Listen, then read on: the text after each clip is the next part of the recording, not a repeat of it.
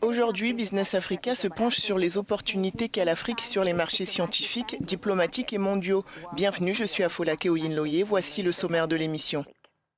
Le président Joe Biden a reçu des dizaines de dirigeants africains à Washington, à l'heure où la Maison-Blanche cherche à renouer un lien de confiance avec l'Afrique et contrer des pays comme la Chine ou la Russie qui considèrent le continent comme un enjeu géopolitique important.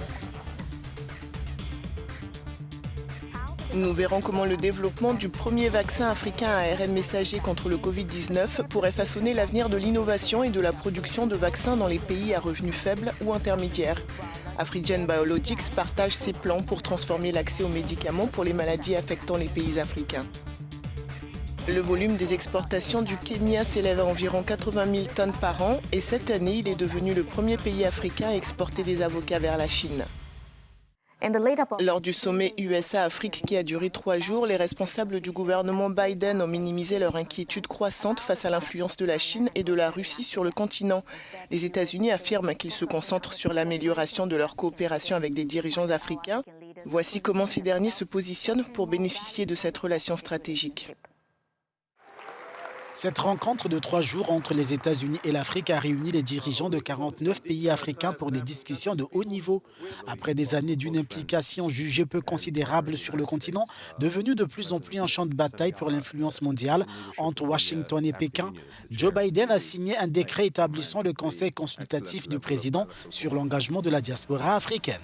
Les États-Unis ont annoncé qu'ils investiraient 100 millions de dollars supplémentaires pour étendre l'initiative des jeunes leaders africains et que la Banque américaine d'import-export concluait de nouveaux protocoles d'accord qui ouvriront la voie à 1 milliard de dollars de nouveaux financements commerciaux en Afrique. Le secrétaire d'État américain Anthony Blinken a également signé un protocole d'accord dans lequel les États-Unis aideront la RDC et la Zambie à développer une chaîne de valeur pour les véhicules électriques.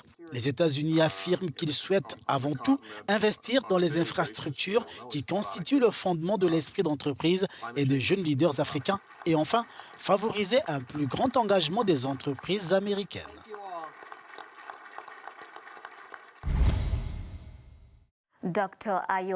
Pour approfondir le sujet, nous sommes avec le docteur Ayoade Alakidja, envoyé spécial de l'OMS pour l'accélérateur ACT.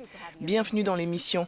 D'un point de vue africain, quelle est l'importance du sommet et son objectif principal?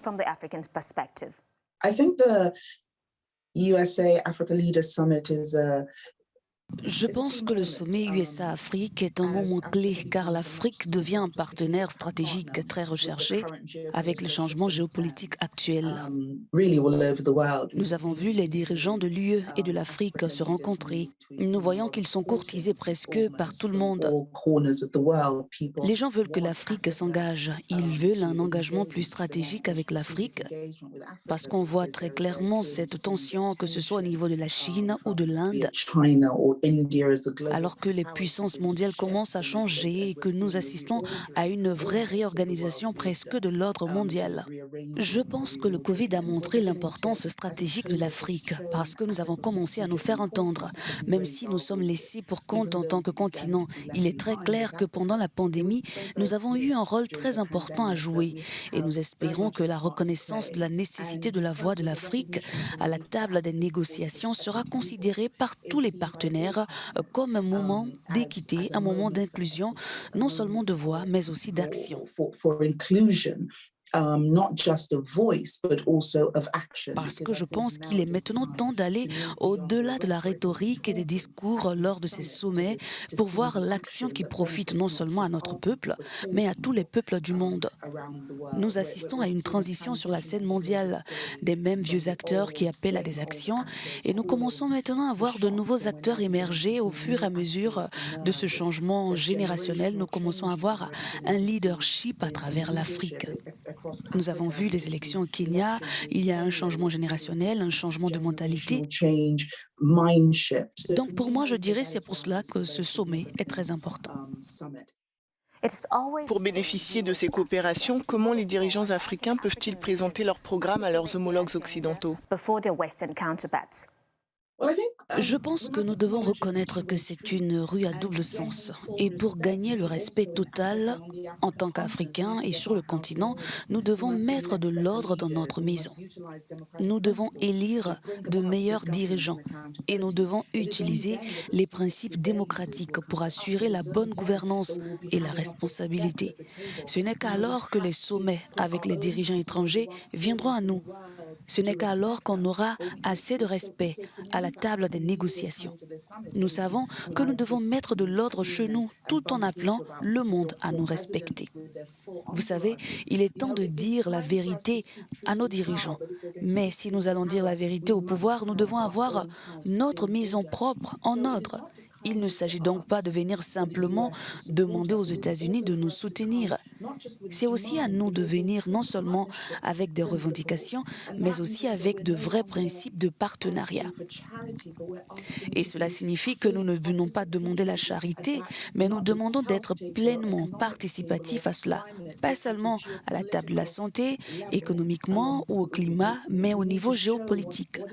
Nous devons montrer qu'est-ce que nous attendons au monde et quelle est cette offre qui diffère peut-être de ce que la Chine peut avoir, qui est une relation beaucoup plus transactionnelle. En quoi cette offre diffère-t-elle de ce que nous avons eu dans le passé? Les choses doivent changer en ce moment pour que ce changement soit rendu apparent. Merci pour votre analyse. Merci beaucoup, Afolaki. La société sud-africaine Afrigen Biologics a ouvert la voie à un processus qui pourrait constituer un nouveau modèle pour l'innovation en matière de soins de santé et d'accès aux médicaments et aux vaccins. Elle est au centre d'un projet pilote créé par l'OMS pour partager le savoir-faire en matière de fabrication de vaccins ARN messagers. Plus de détails dans ce sujet.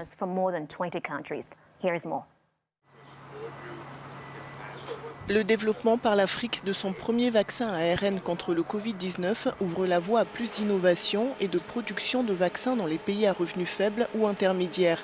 La société sud-africaine Afrigen Biologics est au cœur d'un projet pilote créé par l'OMS pour partager le savoir-faire en matière de fabrication de vaccins ARN avec des fabricants de plus de 20 pays d'Europe, d'Amérique latine et d'Afrique, comme l'Égypte, le Kenya, le Nigeria, le Sénégal ou encore la Tunisie.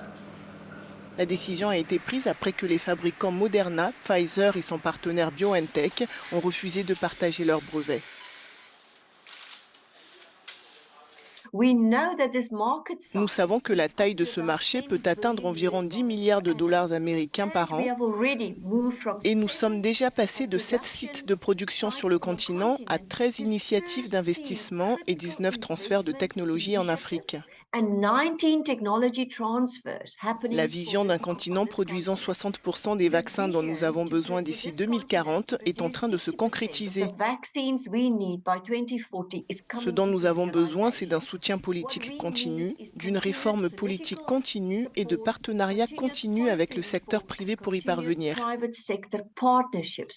Les inégalités en matière de santé qui ont été démontrées une fois de plus avec cette pandémie ont entraîné une stimulation économique significative, des investissements dans les essais technologiques, dans le développement de nouveaux produits et les investissements dans la mise en œuvre de cette stratégie représentent près d'1 milliard de dollars.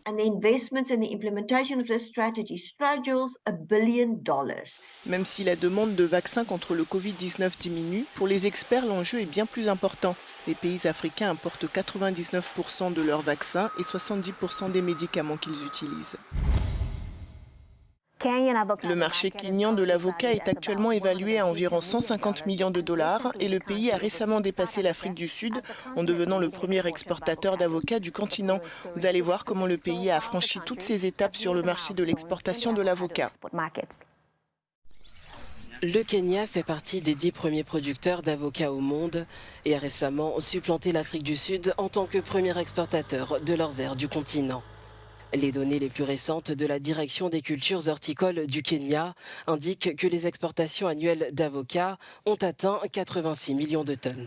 Chris Lowers, directeur général de Kakuzi PLC, le principal producteur d'avocats du pays, explique comment le Kenya est parvenu à s'introduire à l'étranger.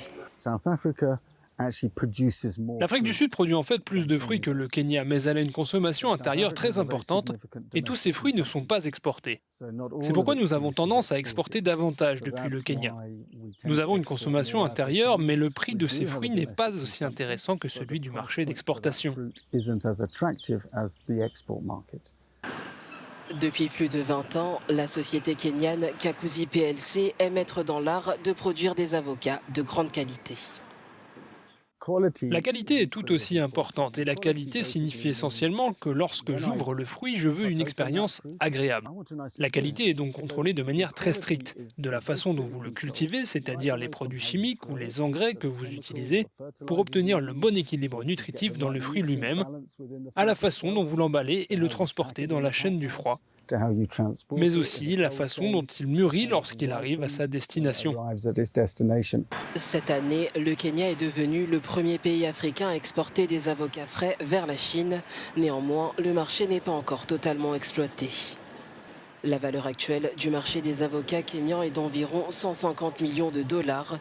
En dépit des mesures prises en termes d'exportation, seulement 10% de la production totale est exportée. C'est tout pour Business Africa cette semaine. N'hésitez pas à partager vos commentaires sur les réseaux sociaux et si l'économie et le monde des affaires vous passionnent, rendez-vous sur notre site internet africanews.com.